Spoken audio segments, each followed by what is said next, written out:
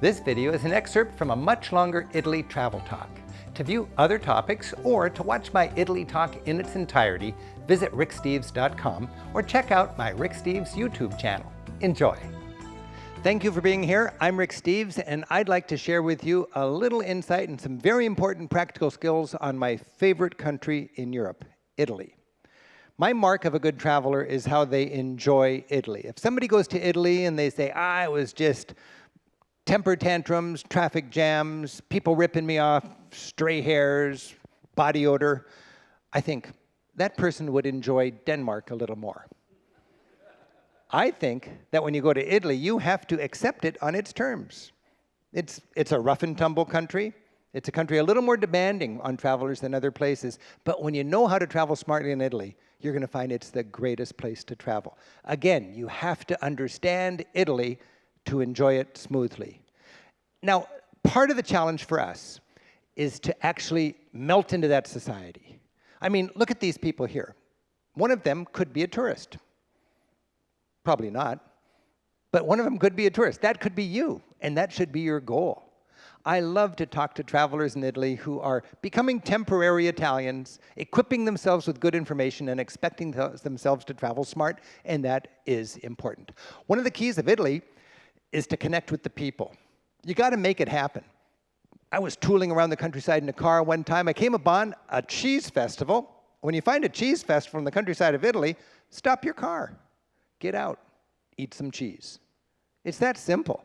You've got to reach into the society in order to enjoy it. The Italians are great at sitting on a nice chair and watching the world go by. You can do it too. You are more than welcome to pull up a chair and join these retired Italians and enjoy the river of life flowing by.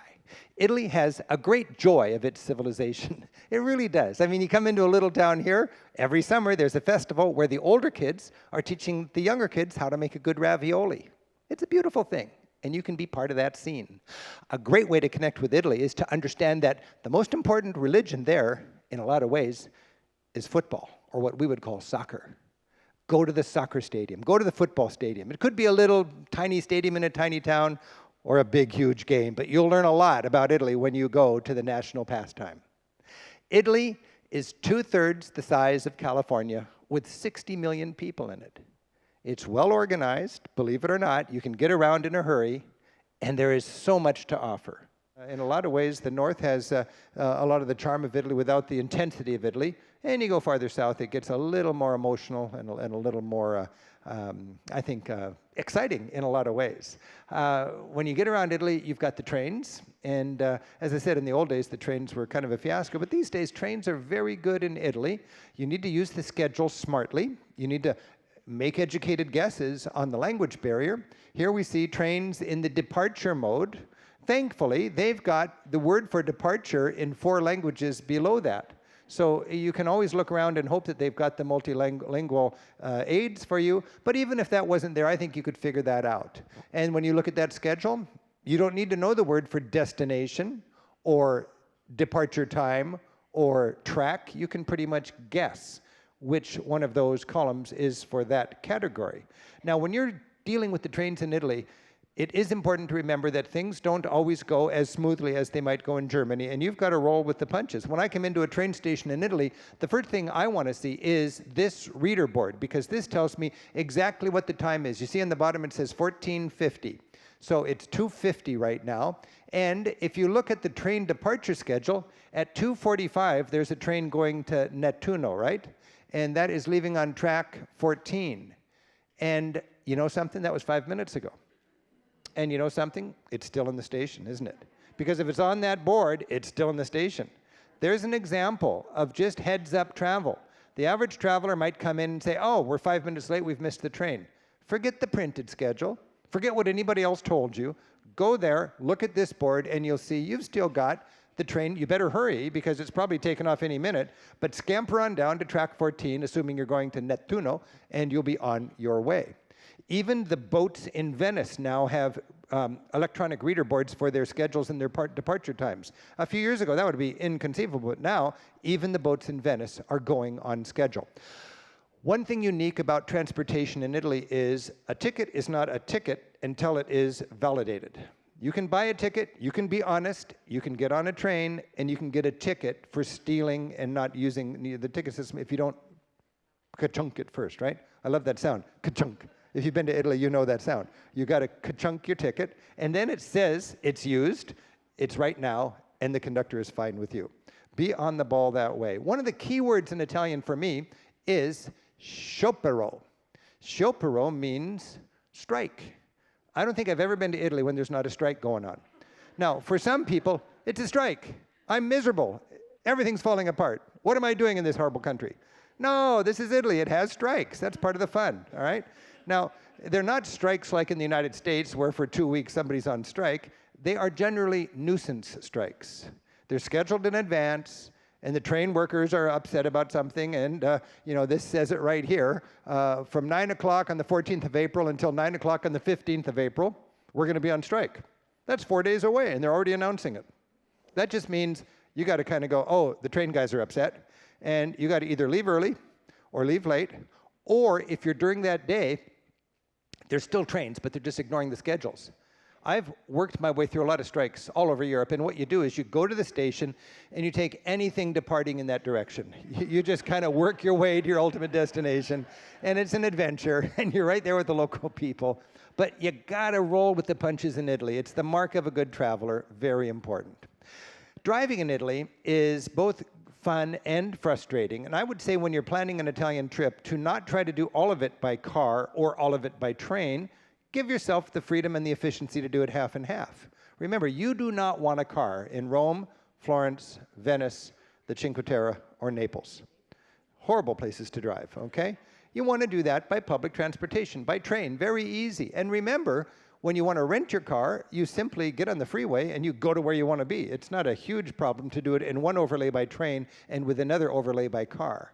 I would say do the big cities by train, and if you want the mobility of a car for Tuscany and exploring Umbria and getting up into the Dolomite, the mountains, and so on, that's fun to have. One of the favorite days for me in Italy is the day I turn in my car. It's a headache to be driving around in Italy in the big cities and the traffic, and for a lot of people, public transport is a great thing. On the other hand, if you want to get a car, again, you want to use it in places where it makes sense for car. Just last year, I picked up a car at the Perugia airport and I dropped it at Pisa.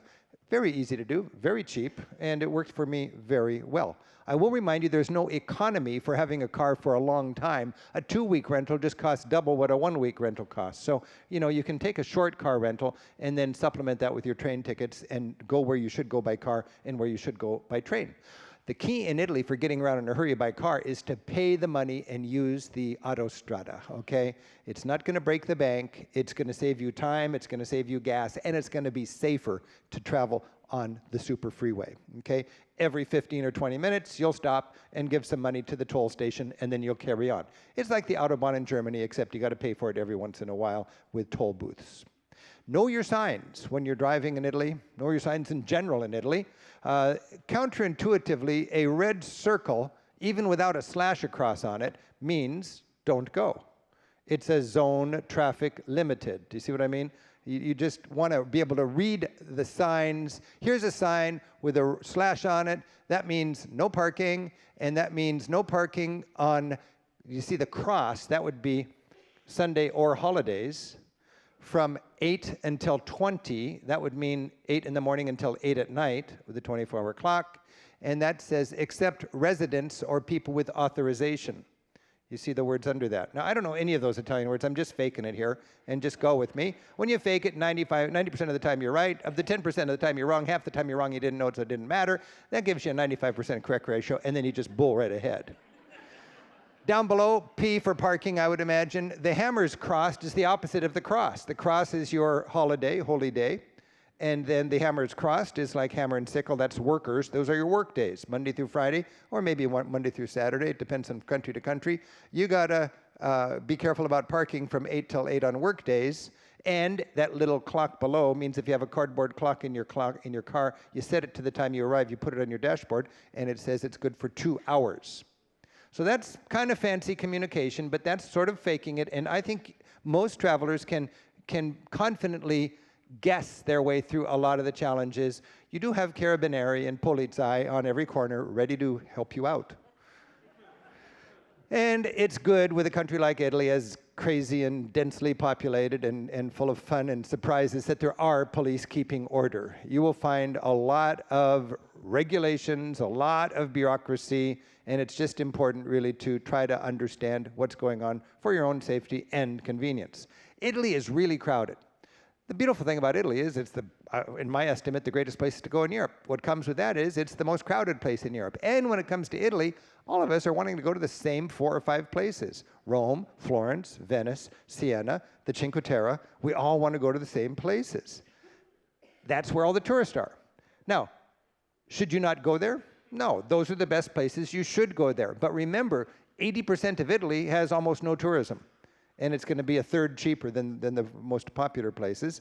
And the places you want to go to, within those places I just mentioned, everybody wants to do the same things. When you're in Rome, you want to go to the Vatican Museum and see the Sistine Chapel. Well, that's the crowd right there. That's not a special day. That's any hour it's open, it's that crowded. It's going to be a shuffle like this. A lot of people say this is just, insulting, this is dangerous, this is stinky, this is I don't like it. Well, then don't go there. It's tough. That's just the way it is. Emerging economies are able to travel now. You got 100 million travelers in China, 100 million travelers in India.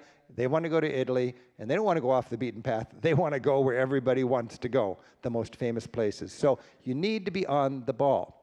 There's a lot of very important sites in Italy where you can get tickets in advance. Whenever you can get tickets in advance, it really is worth your trouble. Any good guidebook would certainly tell you where you should get tickets in advance. When there are crowds, there are people picking pockets. All right? Don't be paranoid, just be not vulnerable. I love crowds in Italy. I like it when everybody's just rubbing against everybody else, but I'm not worried about my wallet because my wallet is not in my back pocket. My wallet is buttoned in here or zipped down there, or I'm wearing a money belt or whatever. If your wallet has important stuff in it and it's in your back pocket, if you've got a purse just hanging down there, you're vulnerable. And thieves are going to target you. In Italy, the thieves target Americans, not because they're mean, but because they're smart. Solve that problem by not having anything valuable in your purses or wallets. You're going to be in crowded situations. When you're in crowded situations, be on guard. Street thieves in Italy especially, they come off as beggars, but they're not beggars. They're pickpockets. Seems a little harsh, but I think you've got to assume that because they hang out where the tourists are. I mean, I can, in my book I say, watch the thieves work the crowds at the Uffizi Gallery and so on. You want to wear a money belt. That's the key thing. A money belt, you tuck it in like your shirt tail, and you are not vulnerable to petty theft, pickpocketings, and purse snatchings. Eating in Italy is one of the joys of all of Europe, really.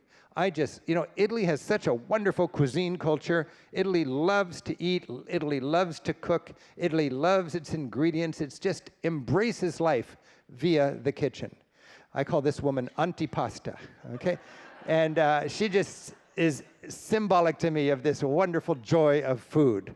I like people-to-people eating. I like to eat in the funky little mom-and-pop places with no pretense. I love to eat down and dirty with the locals. I like a restaurant that's only open Monday through Friday at lunch. There's some of my very favorite restaurants are only open Monday through Friday at lunch. What's the deal? They're just for workers. And they're only open when workers are looking for lunch, you see. Now, having said that, it is fun to go to nice restaurants, fancy places. And in this case, if you can find a restaurant which is personality-driven, it's got the man's name. I mean, this is him. It's Pepe's Trattoria or whatever. Pepe cares about this. His mom's cooking in the back. The kids are serving and washing. It's just a family show. And for me, the big luxury in Italy, anywhere for that matter, is to be able to trust the chef and say, I'd like to spend 50 or 60 euros and just give me a meal I will never forget. And let him bring what he wants. It's such a beautiful thing to be able to do that. And if it's a good, honest chef or restaurateur, they'll take very good care of you. My Italian friends love to go out and eat well. And what they're interested in doing is eating with the region and with the season. Italians know if you go to a good restaurant, you can look at the menu and you can know what month it is and what part of Italy you're in by what's on the menu. And if you're going to Italy and you're hell-bent on having, mushrooms, Well, you should go in the fall. And if you are there in the spring, it'd be better for you to eat asparagus. Whatever they're serving, I think that's smart to eat. You want to go with the seasons. Another thing very popular in Italy these days is what's called a 0-kilometer meal. 0-kilometer meal means everything's right there, raised in that village, raised on that farm even. I've had some literal 0-kilometers meals, and they're rustic, but boy, they are good. And there's something about the terroir and about how everything works together and the heritage and everything. And in Italy, they call it, it's a good marriage. If you have the wine from this field, where the prosciutto came, from where the cheese came, and everything right there. It's the tradition, it's the soil, it's the sun, it's the name of the family on the label of the wine bottle. And the daughter is pouring it while grandma's looking on, just beaming with pride as this traveler from the other side of the world is drinking the fruit of their labor that has been produced on that farm by that family for 10 generations. That is really quality, you see. There's something about that that anybody here could have if they go to Italy and they eat in the right places. A fun thing about eating in Italy is family style. And I'm a big fan of eating family style. In fact, I like the first courses. They're smaller, they're more creative, they're less expensive, more variety. And I like to get a gang of friends together and just spread the dishes around. Don't worry about being a sophisticate. If you're a tourist, you're not really a sophisticate. And if you try to be a sophisticate, you just look goofy. Be honestly curious about the culture. Respectful of the culture. Your goal is to be steep on the learning curve, to eat your way through that menu. The chef's gonna love it, and if they notice you're sharing meals and sharing plates and cutting it up and trying it all, they're very likely to bring you some extra plates just so you can complete your experience. That is really a success in your travels. Lunchtime, if you like a salad bar here, the equivalent there is an antipasto bar with all these wonderful vegetables and cold cuts and so on. You just fill the plate up. One simple price. It's very fast, it's very nutritious, and it's very local, and it's gone, okay? It is gone in a hurry. What you don't want to look for is a big English language sign that says no frozen food on the most expensive square in Rome. Everything's wrong about this. With a menu that's printed, so it's the same all year long in 4 languages. Wrong, wrong, wrong, right? Too much rent, too many cliches, too much of a focus on tourists. What I want is a handwritten, small menu in 1 language. Handwritten because it's shaped by what's fresh in the market this morning.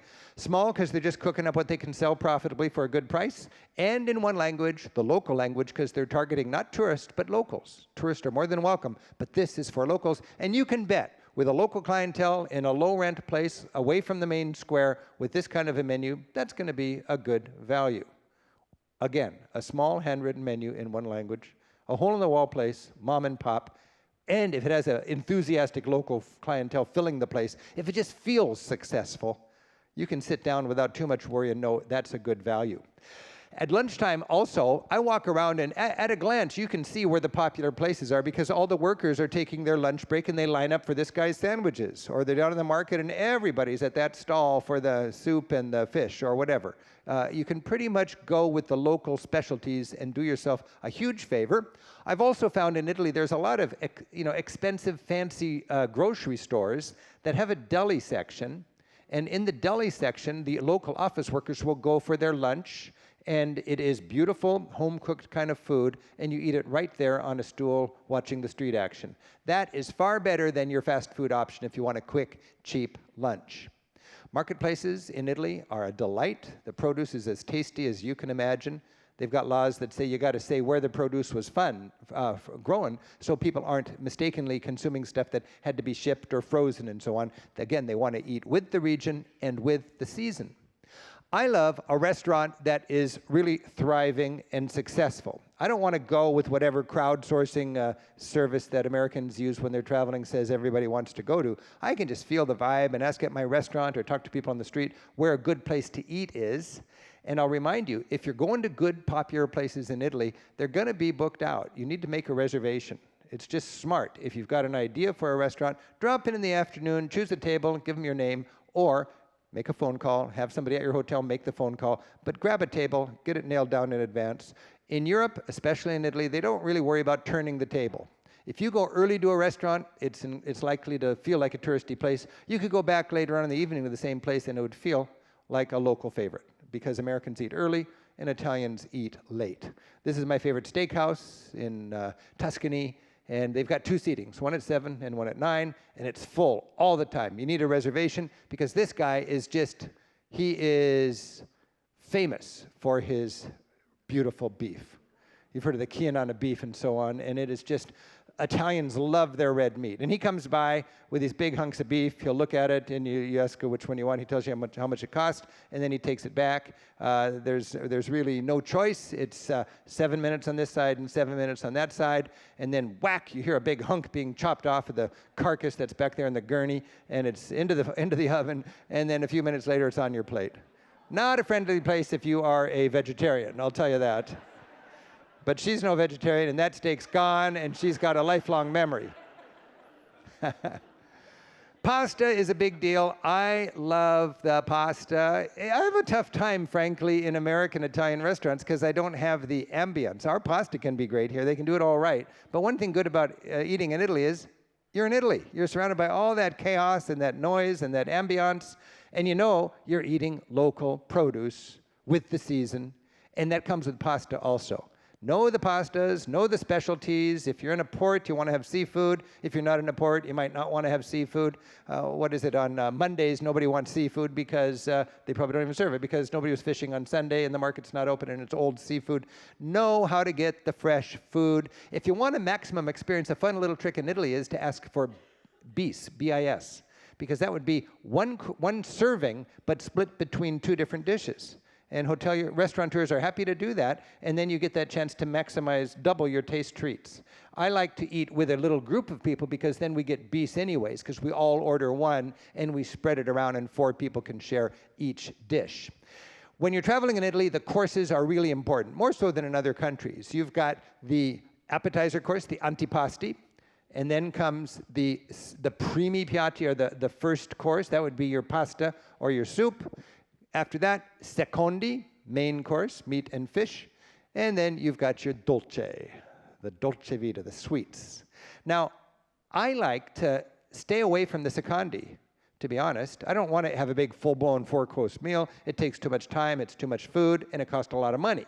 The most expensive dish is the secondi. I find the most interesting dishes are the antipasti, the appetizer dishes. These are really local style, traditional, and affordable. And with a group of people, I like to get a mix of antipasti and a few pastas and call that the meal, okay? There's nothing wrong with that. And there's nothing wrong with sharing either. Wine, boy, oh boy. I like to go with the local recommendation. We all know a few names of famous Italian wines. Those are small productions with a huge demand and name familiarity, and that jacks the price way up. Sure, you can get Brunello di Montalcino, but if you go with the local recommendation, it could be arguably as good as that, but not as famous and maybe more local and a better experience for you at half the price. So don't get sucked into all the big name wines, even though they are great. Be able to venture out and try some of the local recommendations.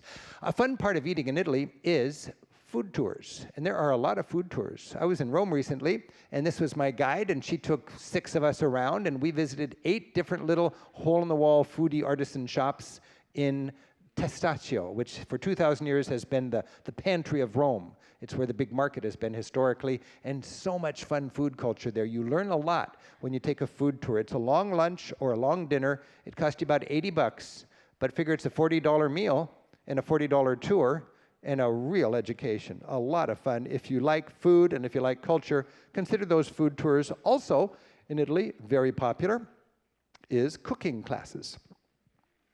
And there's plenty of that kind of entrepreneurial activity going on for tourists.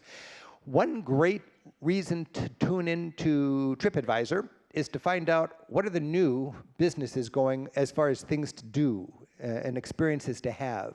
I'm not a big fan of crowdsourcing websites like TripAdvisor for eating and sleeping, but I'm a huge fan of them to find out what's going on there in the way of small tours. If there's a new zip line, if there's a new bike tour, a Segway tour, a cooking class, anything very creative and off the wall, it would be listed in TripAdvisor, and then you can look it up and see if it's good for you. Just last year, I met one of our tour groups in Florence, and we were learning how to cook, and what was really fun, we prepared it, we cooked it, and then we sat down and we ate it, and it was delizioso. I just got to say that. The chef was right there beaming as all of his students went right from making the pasta to making the tiramisu and then eating it all. And it was a beautiful experience. That's one of the hits on our tours, and you can do it on your own too if you like. I'm not a big happy hour cocktail kind of guy, but when I'm in Italy, it's a very important part of the customs and the culture. And early in the evening, people sit down as the sun is down, it's cool, the people are out, they've made their money, there's a nice conviviality. Sit down on the most expensive piece of real estate in town, buy a cocktail. It comes with little sandwiches and munchies. It could even be a light dinner for the cost of your drink. But for $6 or $7 or $8, you've got yourself a nice hard drink right there on the greatest show in Italy, in this case, the Campo, the main square in Siena. This aperitivo thing is a tradition. It started in Milano, and bars would compete by having a whole buffet of little munchy food that could really put together a plate and, be a light meal if you wanted it that way. And it's free if you buy a drink. And that's been so successful in Milano that now you find it all over Italy. All over Italy, aperitivo time. Early in the evening, bars compete to get customers by putting out free buffets of food that you're welcome to if you simply buy a drink. Another fun thing about Italy is the spritz. These squares would be filled with market stalls in the morning, just work a day for most of the day, and at night, the little bars and cafes spill out into the street, the students gather, and the sun shines through that golden kind of spritz glass, and it's a beautiful scene. Buy a drink, strike up a conversation, and remind yourself, you are a very interesting person. You're a fascinating person. You speak only one language. You come from the other side of the world, from a land that's only 250 years old, and you're venturing now and you don't even know the name of the thing you're drinking. You barely know what the coins in your pocket are worth, and you're standing there willing to talk to these people. Be bold, have fun, connect with the people, and it helps when you have a drink in your hand, all right? That happy hour time is just great. Another dimension of fun on the streets is the gelato, and I think it might make sense to skip the dessert in the fancy restaurant and have a mobile dessert. I like to not go with the crowdsourcing or the guidebook, but just talk to local friends and say, where's the best gelato these days? Everybody's got an opinion, and you go in there, and it's sort of an art form in itself. And the cool thing about it is you get a cup or a cone, you get your favorite flavor, and then you stroll doing the passeggiata up and down the streets. A lot of different flavors. Remember, don't get attracted to the garish colors and the big mountains of fruit and different exotic flavors. That's generally fake food coloring and so on. Go with the locals. It's a little more understated, and find the artisan kind of gelato shop, and you'll find the quality is amazing. As far as accommodations go in Italy, I really want to stay right downtown. It's really important to me to step out in the morning and be where the action is. Every time I end up getting a hotel that was lined up for me by somebody else or some booking service or something like that, I find myself on a big highway way out in the suburbs, and there's no character at all. I think location is critical. That's one thing you find in all my books. The location is really the driving factor on which hotels are going to be listed. In Italy, a double bed is usually two singles put together. You can make it up as a double bed, or you can make it up as single beds. You've got friendly, fun people at the desk. This is a great resource for you to get some advice. I would remind you that it's important to have a safe and quiet and central refuge, because it's exhausting, it's intense, you're out in the streets, it's kind of a battle, it's overwhelming. And when you need a siesta, you need a siesta. And that's what your hotel room is for. One reason I like my hotel right downtown is it provides that place just to let my ears stop ringing and let my mind just calm down a little bit, because I'm going to go out again later on. By the way, take a siesta if you have to, but it's very important to be out in the evening hours in Italy. It's important to pack light, because you're going to be carrying your luggage a long way. In Italy, more than any other country that I can think of, you can't get the tour bus to your hotel, because the old city centers are nowadays not letting buses in. So you're going to need to be able to walk with your gear. And like anywhere in Europe, if you stay in a bed and breakfast, you get double the cultural intimacy for half the price. This in Italy is camera affitti. And here you're staying with Mama Rabati. For $100, you got a double room 2 blocks away from Michelangelo's David in downtown Florence, and you're a guest of this woman's. It's a beautiful experience. Italy is hot. It's very hot in the summer. You need air conditioning if you're there in the summer. In the winter, it can be cold. And in the fall and the spring, they don't let you heat or cool the rooms.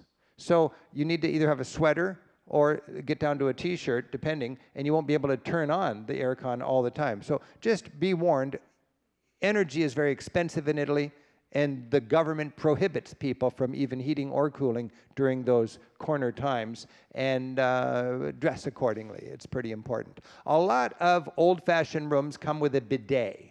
This is my little daughter, Jackie, 20 years ago, demonstrating a bidet. And a bidet, the Europeans will tell you, is designed so you can wash things that rub together when you walk. That's what they say. And it's just, you've got to not use it for any more than that. It's just for sponge baths, and they're kind of handy. And it's important when you find that strange piece of plumbing in your bathroom that you know how to use it. Cruising is a big part of Italy. And when you think about it, the main ports, the main cities of Italy, Venice, Florence, Rome, and Naples, all are served by cruise ships. Now, Naples, the ship just parks there. Venice, the ship parks right there. Florence, it's about an hour or two away, and Rome, it's about an hour away, depending on Civitavecchia or Livorno. Also, cruises that stop for Florence can side trip up to Pisa or to the Cinque Terre. I'll remind you, there's sort of a scandal going on right now with cruise groups inundating the Cinque Terre. If you're on a cruise ship, you should not opt for the Cinque Terre option, because you're going to go there with all the other cruise groups, and it's literally dangerous to walk on the little paths when you're there with thousands of blitz cruise visitors. It's just bad style, and I think it's unprofessional for cruise ships to send their people to the fragile little Cinque Terre villages, because you can't do a little bit of cruising. It's just thousands of people or nobody at all. Venice, Florence, and Rome can handle their cruises very easily. Pompeii, Amalfi Coast, Naples, they can handle their cruise ships fine also. This is a ship docking right in Naples, and when you get off the boat, wherever you get off your ship, you'll find buses waiting to take you on tours, you'll find local information offices, and you'll find, especially in Italy, small-time operators ready to take you on a private tour. In the know, cruisers line these up in advance, and for the cost of 4 people on the big cruise tour bus, you could hire your own driver guide with a car and have a private tour, which would make, I think, a lot of more sense. We've written the most popular, best-selling cruise port guidebook in the United States for the Mediterranean, and it's just designed like all of our guidebooks except with no hotels. And it's designed for people who have 8 hours in each city, and that would cover Italy very thoroughly. If you're going to Italy via a cruise ship, it's really a lot of fun, but you need to have good information so you can use your time smartly. The biggest part of our business, and we employ 100 people just down the street here in Edmonds, is our tour program. Last year was our best year ever. We took more than 20,000 people on 800 different tours. There's about 30 different itineraries, and my favorite statistic is about half of those people were return customers. I'm so proud of the work our tour guides do, and all of our friends in Europe that help us with our buses and hotels and restaurants. And I know that our return customers, they have very high bar of expectations, and we exceed those expectations. Our tours are different than most because there's half as many people on the bus, 25 people on a 50-seat bus instead of 50 people on a 50-seat bus, and really important, our guides are fully paid up front, the best paid guides in Europe, and there's no way they can make any more money off you over the course of your trip because they've already got their pay. They're on your side. Sightseeing is included, there's no kickbacks on your shopping, there's no tipping allowed. Your tour guide is an expert, and he is your biggest fan, making sure you have the best possible trip. For 25 years, I guided these tours. For the last 10 years, I've realized my guides do a better job than I ever could. They're specialists. I'm the generalist. And for the last 10 years, every year, I take one of our tours. It's just a lot of fun for me just to relax on the tours. And I can't really advertise this, but I'll tell you, the people that sign up on our tour are one of the joys of the tours. Any company, cruise ship company, tour company, or whatever, shapes the clientele by how they advertise their tours. We advertise our tours as rugged, experiential. You're going to become a temporary local. If things aren't to your liking, change your liking. Our characteristic hotels are really characteristic. You're going to carry your own bags, that kind of thing. And you can imagine the kind of people that join us are really a lot of fun to travel with. So it's something I'm proud of. And if you're thinking about taking a tour, you might want to check our tours out.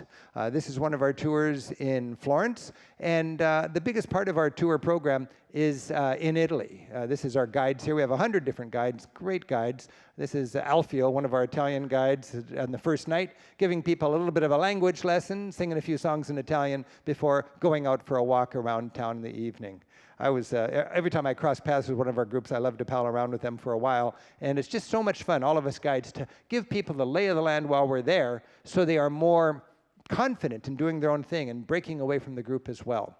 We've got a lot of different itineraries, and if you look at our map of all of our tour routes, Italy is by far the most dense with all those little lines, because Italy is the most popular destination for us, and we have lots of different ways to do Italy. I'll take just a minute to go through these itineraries, and even if you're not considering one of our tours, remember that these itineraries are really smart itineraries, and you could do them on your own quite easily. So learn from these itineraries, and if you're independently minded, let that be a suggested way for you to tackle this much territory in that much time. This is our flagship itinerary, the best of Europe in 3 weeks. It's heavy on Italy because we think Italy is the country where you get the most value out of having a tour guide and a bus, and it's 8 days in Italy. You'll notice on these tours very few one-night stands. One-night stands are inefficient. This is our best of Europe in 2 weeks tour, which starts in Paris and ends in Rome. And this is our Best of Italy in 17-day tour. This is essentially, well, this is the best of Italy. And we used to do it in 22 days, but Americans have the shortest vacations in the rich world, so we have to cut down the time in order just to have anybody who can afford to take our tour with their vacation allotment. But here you see flying into Milan, 2 nights for every stop, and finishing in Rome. If you just have a short amount of time and you want intense Italy, if you got 10 days, imagine this itinerary. Venice, Florence, Rome. 3 nights in each place. Fly into Venice, fly home from Rome, a 3-hour bus ride or train ride connecting the cities. Now, this would be great even on your own. This is probably such an easy thing to set up on your own. If you get a ticket into Venice and out of Rome, don't worry about the train connections, you just buy those when you're there. Get on the internet and book 3 hotels, 3 nights each. Read your guidebook and know what you should book in advance for admissions to famous sites that are going to be crowded or inaccessible otherwise. Hire a couple of private guides, load up or download my app, which has self-guided tours to all the most important sites in Venice, Florence, Rome, and then enjoy. There's a guidebook for each of those stops, and you could do that on your own very, very reasonably. This is the most popular itinerary of the 30 itineraries that we offer at Rick Steves Europe. Now, if you want the core of Italy, this is called the heart of Italy, and it's Florence and Rome, the 2 great cities, plus time on the beach and time in a hill town. My favorite beaches are port towns, the Cinque Terre, and my favorite hill town, Volterra. I took once this Village Italy tour, and I was attracted to it because I didn't know any of the names of those places that we're stopping. It's really interesting to go to Italy and to stop at places that are, obscure, and meet artisans and do hands-on cultural activities. And this is a very popular tour. It's called Village Italy. I mentioned we used to have a 22-day Best of Italy tour. People don't have 22 days mostly, so we broke it up. We got the 17-day Best of Italy, and then we have a South Italy tour in 13 days, and Sicily. I don't write anything about Sicily, but I've made a TV show on Sicily, and you can look at any of our TV shows anytime you like at ricksteves.com. We have 16 TV shows, 8 hours of coverage on Italy that you can view for free anytime simply by going to the TV corner in our website. To learn more about our tour program, obviously, you can go to ricksteves.com. Now, the guidebook that covers Italy originated as the handbook for our Italy tours. And I realized people wanted to do the tours without me. So I decided to put everything I knew about doing the tour into the guidebook. And today, this Rick Steves Italy book is the best-selling guidebook in the United States to any destination outside of Disneyland. I can't compete with Disneyland, I'm sorry. But I'm very proud of this book. It's been a labor of love for 20 years, updating it every year. And this gives you all the practical details so you can do our tour without us. That's Rick Steves Italy. So travel with that for all of the details. I spend 4 months a year in Europe, and much of that time is in Italy, visiting all these places in person, taking careful notes. I just love to develop a personal relationship with my friends who run hotels and restaurants in Italy, and I think I've got more friends in Italy than any other country. There's something about Italy where you just connect with the people, and it's a lot of fun. This is Nico. He runs one of my favorite hotels in Venice, and I just love dropping by and reconnecting. So in our program, we've got plenty of information if you're planning a trip to Italy. We've got, of course, the Italy guidebook. We've got guidebooks for each of the cities, Venice, Florence, and Rome. And the Florence guidebook includes a lot of Tuscany. We've got a phrase book, so you can connect with the people. And, you know, Italy, more than anywhere else, I find local people want to connect with you. And they're so excited to hear you try the language. And with that phrase book, it provides you a way to connect. We've got 16 TV shows in 2 DVD sets, and we've got a map. So lots of information to help you out. I should also mention that we have an app, absolutely free, Rick Steves Audio Europe. And my passion is to take the tours that I gave over 25 years. I just love taking groups through Venice, Florence, and Rome. And then I put those tours into the guidebook. But I just think it's tiresome to read and look up and read and look up. So what I decided to do was take those included tours from the guidebook and really beautifully produce an audio file and offer it for free on the app. So now you can have the tour in your ear and just be lost in the wonder of Pantheon or St. Peter's Basilica or the Sistine Chapel or the Uffizi Gallery. These work really well. And again, they're absolutely free. And before you go to Italy, if you like my style, if you wish you had a private guide, download that app and use the tours to Pompeii, Rome, Florence, and Venice. It's Rick Steves Audio Europe. And one person's used it, thank you. No, when I go to the Pantheon, it's really fun for me because there's a good portion of the people in there that they have me in there, I can tell because I know just what they're looking at. And I do the same thing. It's been a lot of fun to make our TV shows over the years, and as I said, we got 16 shows there, plenty of information. I want to just very quickly review for you the top most important itinerary in Italy. You would fly into Milan, and from there you would go to Varenna, which is the freshwater Cinque Terre, really. It's on Lake Como, a wonderful place to get over jet lag. From Varenna, you could hit Milan if you wanted to, the most important big no-nonsense city. And then you would head over to the Dolomite, the Dolomites. Those are the mountains, the Alps of Italy. Then down to Venice. And Venice is, from there you'd cut right across to the Italian Riviera, the Cinque Terre. Scoot from there, visiting Pisa on the way to Florence. Then you go into Tuscany and Umbria with a stop at the 2 most important cities in those regions, Siena and Assisi. Then you'll go into the countryside of Umbria and visit Orvieto, and near Orvieto is my favorite hill town, Civita di Bagnoregio. From there, if you're doing the full-blown Italy, you'd bypass Rome, go down to Naples and Sorrento. Make Sorrento your home base because it's more comfortable for most of us, and side trip into Naples, which is a rough-and-tumble urban jungle. And you would, from Sorrento, also visit Pompeii and the Amalfi Coast. Then you would return to Rome, finish your trip with the finale in Rome, and fly home from there. That would be a beautiful, complete Italy. And if you've got a month for Italy on your own, that's how I would spend it. It's very important to recognize that Italy is the most rewarding country in my estimate in Europe, but it's also the most challenging country in Europe. You need to take the preparation time seriously so when you get to Italy, you can enjoy it on its terms. Because there's only one way you can experience Italy well, and that is on its terms, okay? Thank you very much. If you've enjoyed this video, you'll find lots more at ricksteves.com and on my Rick Steves YouTube channel. Happy travels, and thanks for joining us.